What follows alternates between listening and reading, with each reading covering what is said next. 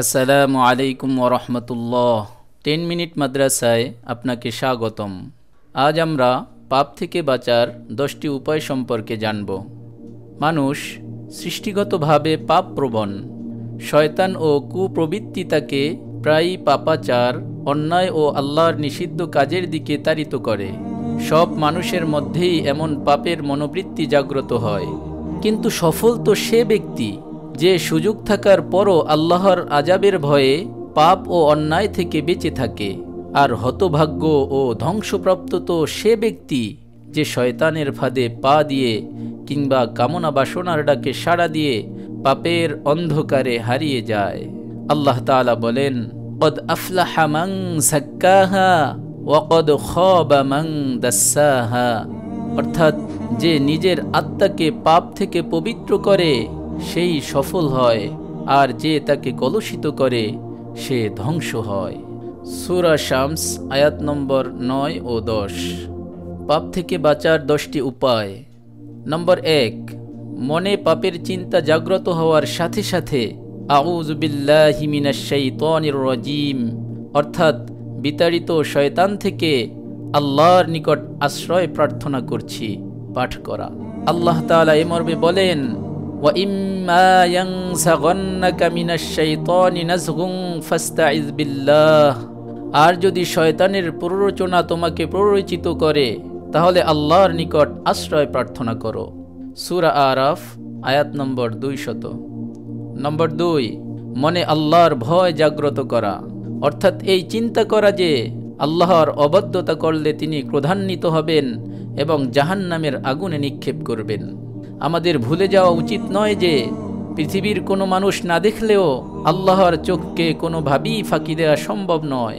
তিনি অবশ্যই বান্দার গোপন ও প্রকাশ্য সব কিছু দেখেন এবং প্রতিটি কর্ম সম্পর্কে পূর্ণ জ্ঞান রাখেন।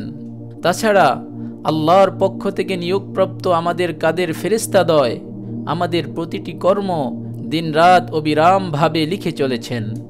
আল্লাহ তাআলা বলেন, ওয়া ইন্না আলাইকুম লাহাফিজিন কিরামান কাতিবিনা ইয়ালামুনা মা তাফআলুন। অবশ্যই তোমাদের উপর তত্ত্বাবধায়ক নিযুক্ত আছে সম্মানিত আমল লেখকবৃন্দ, তারা জানে যা তোমরা করো। সূরা ইনফিতার আয়াত নম্বর 10 থেকে 12। নম্বর 3, মহান আল্লাহর নিকট অন্তরের পরিশুদ্ধি ও আল্লাহ ভীতির জন্য দোয়া করা।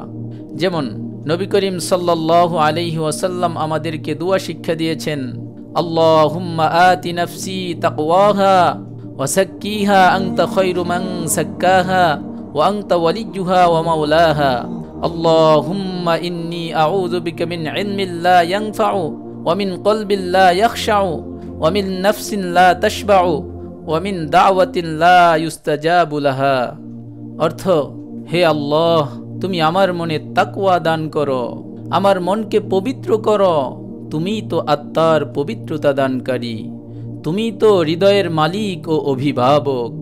হে আল্লাহ, আমি তোমার নিকট আশ্রয় চাই এমন ইলিম থেকে যা কোনো উপকার দেয় না, এমন হৃদয় থেকে যা তোমার ভয়ে ভীত হয় না, এমন আত্মা থেকে যা পরিতৃপ্ত হয় না, এবং এমন দোয়া থেকে যা কবুল করা হয় না। সহিহ মুসলিম হাদিস নম্বর 2722। নম্বর 4, মৃত্যুর কথা স্মরণ করা। হাদিসে এসেছে, গুনাহরত অবস্থায় যদি মৃত্যু সংঘটিত হয় তাহলে কিয়ামতের দিন ওই অবস্থায় উত্তোলন করা হবে। যেমন জাবির রাদিয়াল্লাহু তাআলা আনহু হতে বর্ণিত, রাসূল সাল্লাল্লাহু আলাইহি ওয়াসাল্লাম বলেছেন, প্রত্যেক বান্দাকে ওই অবস্থায় কিয়ামতের দিন উঠানো হবে যে অবস্থার উপর সে মৃত্যুবরণ করেছে। মুমিনকে উঠানো হবে ঈমানের উপর এবং মুনাফিককে উঠানো হবে নিফাকির উপর। সহিহ ইবনে হিব্বান হাদিস নম্বর 7313। নম্বর 5, মনে রাখতে হবে পাপের আনন্দ ক্ষণস্থায়ী, কিন্তু তার ক্ষতি ও করুণ পরিণতি দীর্ঘস্থায়ী। পাপের উন্মাদনা সাময়িক, কিন্তু তার অনুতাপ দীর্ঘমেয়াদী। নম্বর 6, কোরআন তেলাওয়াত, কোরআন মুখস্থ, ইসলামী বই পুস্তক পাঠ, নফল সালাত আদায় এবং বিভিন্ন ধরনের দোয়া, জিকির, তাসবিহ, ইস্তিগফার ইত্যাদি পাঠ করা। নম্বর 7, নির্জন স্থান ত্যাগ করে মা, বাবা, ভাই, বোন, দিনদার আত্মীয় স্বজন ও বন্ধুদের সাথে অথবা ভালো কোনো আলেমের সান্নিধ্য অথবা মসজিদে গিয়ে কিছু সময় অতিবাহিত করা। পরিবার থেকে দূরে থাকলে তাদের সাথে ফোনে কথা বলা বা ফোনে রক্ত সম্পর্কীয় আত্মীয়দের খোঁজ খবর নেয়া, অথবা দীর্ঘদিন যোগাযোগ হয়নি এমন দিনী ভাই ও বন্ধুদের সাথে যোগাযোগ করা। নম্বর 8, করতে ভালো লাগে এমন কোনো দুনিয়াবি উপকারী কাজ করা। শরীরচর্চা করা বা বাইরে খোলা স্থানে ঘুরতে যাওয়া। ঘরে চুপচাপ বসে বা শুয়ে থাকা ঠিক নয়, কারণ কথায় বলে অলস মস্তিষ্ক শয়তানের কারখানা।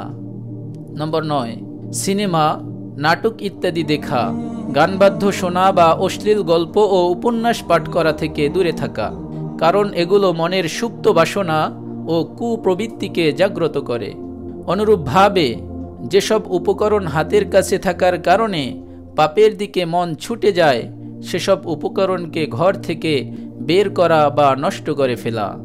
নম্বর 10, পাপের দিকে মনে প্রচণ্ড ঝোঁক সৃষ্টি হলেও ধৈর্য ধারণ করা এবং পাপ থেকে আত্মসংবরণ করা ফরজ। কেউ পাপ কাজ করার দৃঢ় ইচ্ছা করার পর যদি আল্লাহর ভয়ে তা পরিত্যাগ করে, তাহলে আল্লাহ তাআলা তার আমলনামায় গুনাহের পরিবর্তে সওয়াব লিপিবদ্ধ করে দেন। যেমন হাদিসে বর্ণিত হয়েছে, আর সে যদি কোনো পাপ করার সংকল্প করে কিন্তু সে তা কর্মে বাস্তবায়িত না করে, তাহলে আল্লাহ তাআলা তার নিকট একটি পূর্ণ নেকি লিপিবদ্ধ করে দেন। সহিহ বুখারী হাদিস নম্বর 6491। উল্লেখ্য যে পাপকর্ম হয়ে গেলে করণীয় হল অনতি বিলম্বে অনুতপ্ত হয়ে আল্লাহর নিকট ক্ষমা চাওয়া। নিবিষ্ট চিত্তে 2 রাকাত নফল নামাজ পড়ার পর আল্লাহর নিকট ইস্তেগফার বা ক্ষমা চেয়ে দোয়া করা অধিক উত্তম, এবং বেশি বেশি নেকির কাজ সম্পাদন করা, তাহলে আল্লাহ তাআলা সকল গুনাহ মোচন করে দিবেন ইনশাআল্লাহ। আল্লাহ তাআলা আমাদের সকলকে মনের সমস্ত কামনা বাসনা ও কুপ্রবৃত্তিকে দমন করে আল্লাহ পাক রব্বুল আলামিনের ভয়ে সমস্ত ধরনের গুনাহ ত্যাগ করার তৌফিক দান করুন, আমিন। আপনি যদি এরকম ভিডিও আরও পেতে চান, তাহলে আমাদের চ্যানেলটি সাবস্ক্রাইব করে পাশে রাখা বেল আইকনটি অন করে দিন। আপনার প্রতি শুভকামনা রেখে আজকের মতো বিদায় নিচ্ছি। আসসালামু আলাইকুম ওয়া রাহমাতুল্লাহ।